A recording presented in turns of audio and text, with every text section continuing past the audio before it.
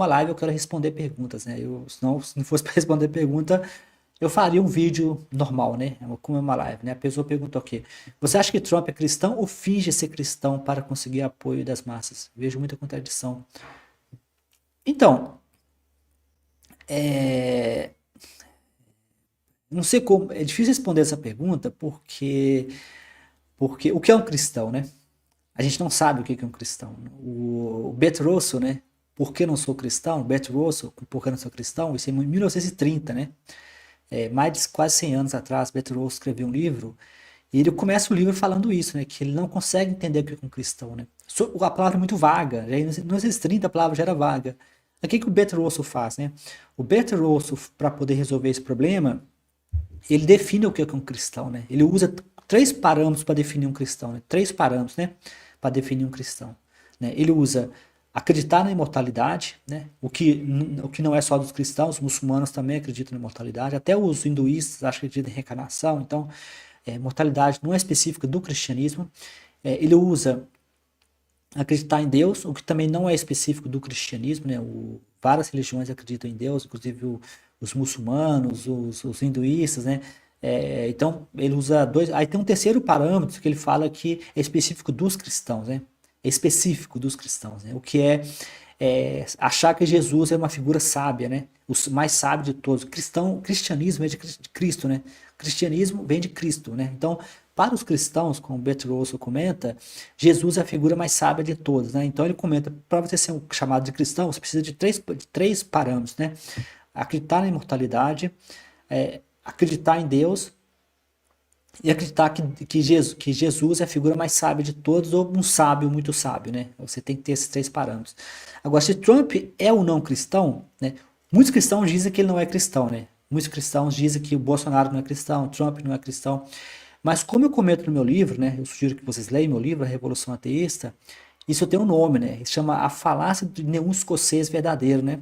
Falácia de Nenhum Escocês Verdadeiro. É um truque muito comum, né? Basicamente, a história é assim: você tem um seu tio escocês, né? Seu tio é escocês.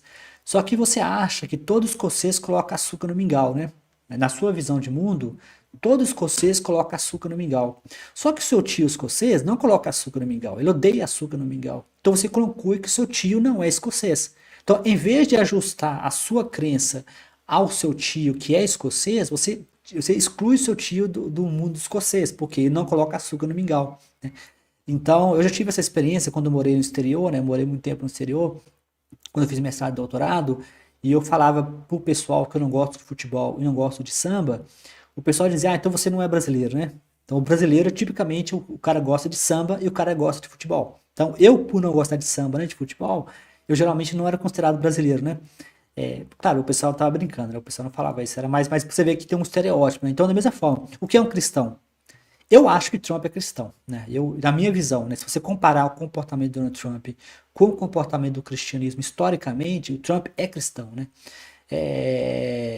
Se você na minha visão, né? Os cristãos vão dizer que não é cristão, né? Porque nós temos 40 mil denominações de cristianismo no mundo inteiro. 40 mil denominações de cristianismo no mundo inteiro. No Brasil, são mais de 1.000 denominações diferentes de cristianismo no Brasil. Se você pegar uma denominação cristianismo qualquer, número 10, né? Você pega você organiza, essas denominações e pega a denominação número 10, né? E você conversa com essa denominação número 10, né? Ela vai dizer que todos os outros cristãos são falsos, né? Vai dizer que eu vi uma vez os mormons, né, debatendo, um grupo de mormons, né, debatendo o O'Connor, né? Aquela velha história de um ateu versus 50 cristãos, né? Que é aqueles eventos que eles fazem, que tem um ateu no meio, né? E os cristãos vão te revezando para debater com o ateu, né? Aí era o O'Connor, né? Alex O'Connor, né? E apareceu um cara da igreja dos mormons, né? Os mormons, né? E ele listou aonde que os católicos erravam, né? Eles estavam onde os católicos erravam, né? Dizendo que os católicos estavam errados nisso, nisso, nisso.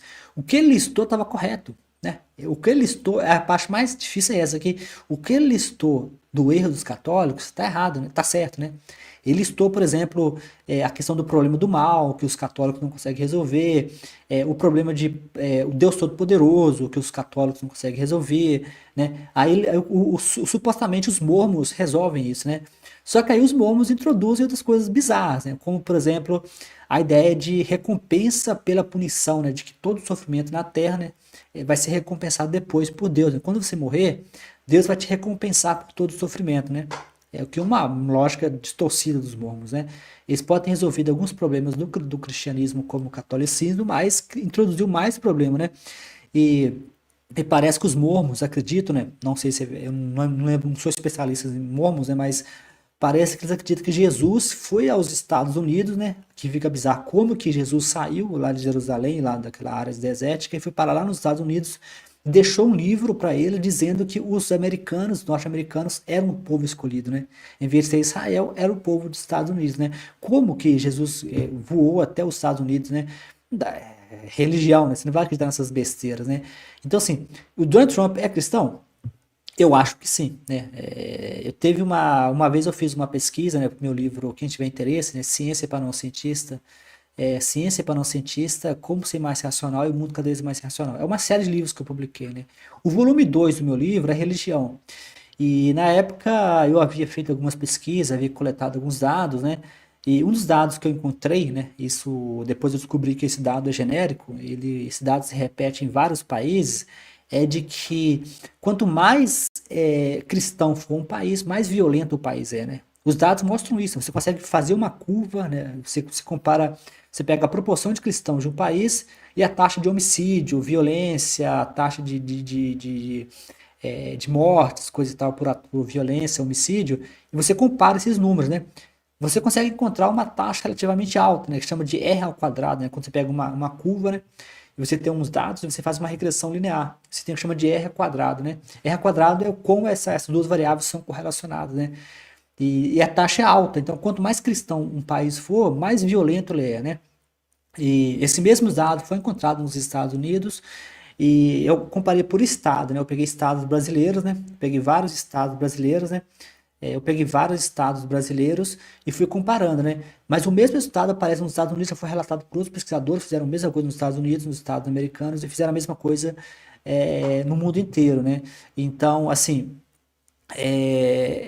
aí eu mandei isso para um amigo meu, né, um amigo católico, né, e ele disse, você tem que saber se eles são cristãos de verdade, né, ou seja, repetindo, você tem que saber se eles são cristãos de verdade, né, como que eu pergunto para ele, como que se define um cristão de verdade? Ele não respondeu, né, mas o que é um cristão de verdade? É quem frequenta a igreja? É quem se alinha se alinha a uma vertente específica?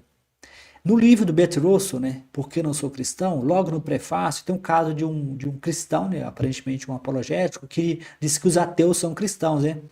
E eles disseram que os ateus são cristãos protestantes, né? Tipo, como se os ateus fossem evangélicos, mas evangélicos protestantes, ortodoxos, né?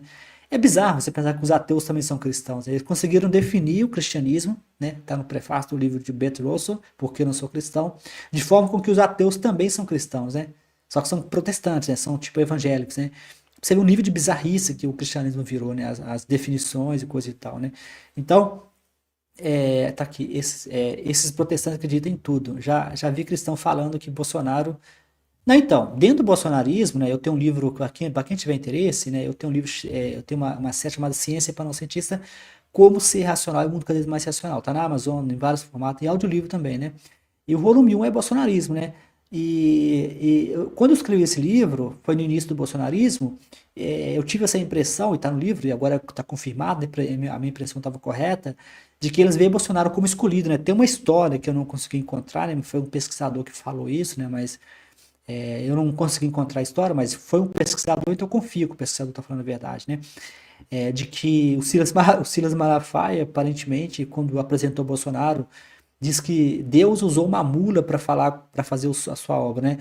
Basicamente comparou o Bolsonaro com uma mula, né? Pode ser isso idiota o que for, né? Um burro o que for, mas se for escolhido por Deus, o pastor Malafaia falando isso, é que se for escolhido por Deus, pode ser uma mula, que Deus usou até uma mula para falar com o seu povo, né? Então, assim, aparentemente a piada é essa, né? De que Bolsonaro foi comparado, se você for escolhido de Deus, pode ser uma mula, né? Então, assim, eu observei isso, que para muitos protestantes, Bolsonaro é uma espécie de escolhido mesmo, né? Uma espécie. Trump também segue a mesma linha, né? Donald Trump também é muitas vezes visto dentro do movimento evangélico como um escolhido mesmo, né? Não importa as coisas que ele faz, os escândalos, as prostitutas, né?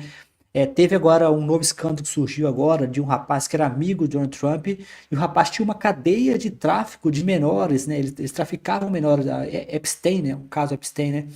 E Trump era amigo do cara, né? Trump já chegou a falar que o cara o cara. É até engraçado, Trump deu depoimento dizendo que ele era uma boa pessoa, né? Ele é uma boa pessoa, né? Trump falou várias vezes que ele era uma boa pessoa. Depois o cara foi preso e morto na prisão, né? Alguns falam que era pagamento de arquivo, né? Arquivo para evitar que o cara dedasse, né?